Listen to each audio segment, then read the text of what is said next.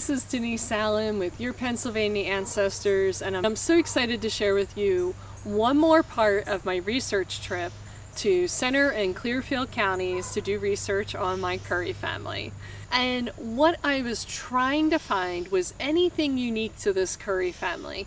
So the question with genealogy research and historical societies is, does that society have something unique of my ancestors that they've stored there, right? So a lot of these historical societies, every county in Pennsylvania has one. So this is the first thing to know. Every single county in Pennsylvania has a historical society or a historical museum, and usually several historical sites run completely by local people. And so is my ancestor involved enough, or did they do enough significantly that the historical society might have captured some of their life, or maybe just accidentally they captured it because they were swept up in a circumstance where they'd be in the historical society's records. Maybe they'd be in a photograph, maybe they'd be in some sort of compilation done for somebody else. I don't know, right? And one of the challenges when researching historical societies, archives, etc., not every single name and every single item is indexed, right, or cataloged. I mean, it just can't be done. It's not humanly possible. So what it really requires on my part is to be an expert on my people and their places, and have some really good, intelligent questions before I show up. And I'm laughing as I say that because I can ask some pretty dumb questions sometimes. I want to make sure that I'm using the time of the volunteers that I'm working with to the maximum, right, while I'm there. I don't want to walk in and say, so tell me about Clearfield County. When was it founded? Because I can look that up before I go. For me, in doing this research to Clearfield County Historical Society, I wanted to find things obviously related to the Curry family. They did have a photograph collection and they had some Currys, and they were all a little too modern for my Curry. So I know where the Currys went that I was tracing, and the ones in the photograph were in the 20th century, so it didn't help me really. I was also looking for cemetery listings. I shared 2 episodes ago about, I think it was episode 53, about cemeteries and volunteers doing recording of headstone transcriptions. I did not find Robinson or Nancy listed in the cemetery indexing that had been done by the volunteers. But I did find in there, that's where I did find the death notice for Robinson Curry. People would go through and read the microfilms of the newspapers and write down significant genealogical data from the newspaper. That's how I have Robinson's death being 1883 was a little one-line mention in the newspaper of his death.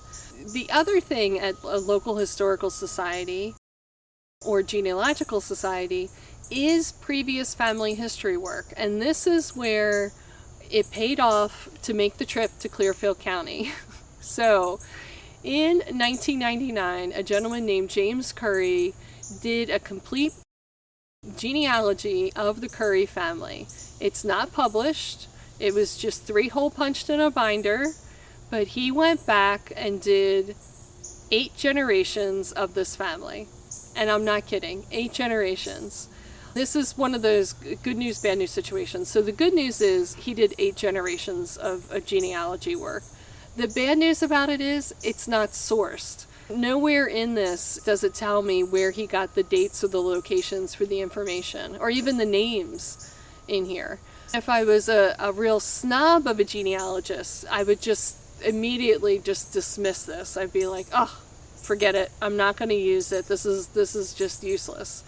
But what I can see is that he spent obviously a lot of time compiling this information. I'm going to cover now what James had in this and why I'm using it. Here's the front page of my big find from the Clearfield Historical Society. It is this genealogy that was published in 1999, a 3rd edition, so I feel a little confident that James Curry, or Jim Curry, had spent a considerable amount of time making sure that he had accurate information in here. In this research, he has Robinson Robert Curry, which I believe is the Robinson I'm looking for, with a couple siblings here. So James, Samuel, Anson, and Mary Elizabeth. And the birth dates here look plausible, right? So there's not these huge gaps of like 20 or 25 years between siblings where you're like, well, these are probably two different families. And the dates do line up with the parents that are supposed here, which is Samuel Curry, 1787 to 1850, and Rebecca Jenkins, 1799 to 1880. This is a good lead for me in terms of looking for possible parents for Robinson. It's the best lead I have at this point because I don't have much else for him. The other interesting thing is that James Curry went back another generation and told me the parents of Samuel. So the parents of Samuel, he says, are John G. Curry and Sarah, unknown last name and unknown birth date. And these are the siblings of Samuel. We have James, a Richard, a William. There's that William name again. Elizabeth and Caleb with a question mark was in the description. I have seen that name, Caleb Curry, around in Clearfield County, and I'm not sure, and maybe James wasn't sure, like where he fits in with this family tree. But again, I have some information here that I can run with. So I'm making another research plan, and my research plan with this information is to try to figure out if this family tree is true or not. I'm going to be looking for records to provide evidence to support the genealogy published by Jim Curry in 1999. I'm just going to go ahead and run with this. It's the best I have to work with right now. And I'm going to look for the records, just like I did before with William and Robinson. Some of these individuals lived in a time where I might be able to find some birth certificates, death certificates, or marriage licenses. And there were birth and death registrations at the county level. And some of these folks cross state lines. So I'm going to have some interesting searching in other states to see if I can track them down through these vital records. I'm not going to be able to use the Social Security application for any of these folks or delayed birth certificates. They didn't live that long, but I will be able to use some of the census records, and I will be able to use, obviously, probate records for them. I can't wait for that.